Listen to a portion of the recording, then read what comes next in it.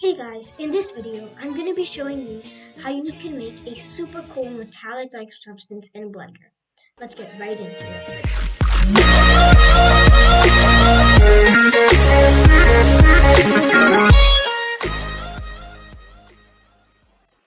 So the first thing we're going to do is we're going to delete the default cube, and then we're going to press Shift-A to add a new mesh, and this will be the UV sphere.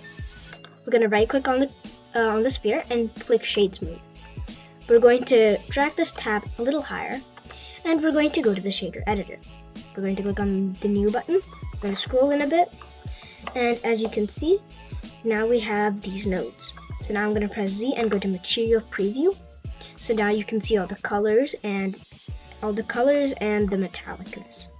We're going to go to the base color, and I'm going to make it a slightly darker. Yeah, I think this is okay. And you can see it's already a little shinier and metallic. But for those of you who want to increase this, we can simply go to we can increase the metallicness, and it's gonna appear white at first. And then we can go to roughness and slightly decrease it. We can decrease it or increase it to what we want, but sometimes this was a little too dark, so I'm going to increase it. Increase the color. I'm going to make this a little more white, a little more bright, and then we have a metallic-like texture. So in case you want to decrease the metallicness, you can do that here.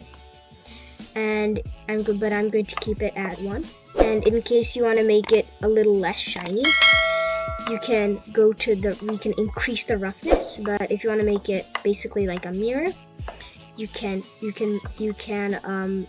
decrease the roughness all the way. But I think I like mine just like this, so I can see a basic. It's a very smudged mirror of my surroundings, and that's how you can make a metallic-like texture in Blender in under 2 minutes.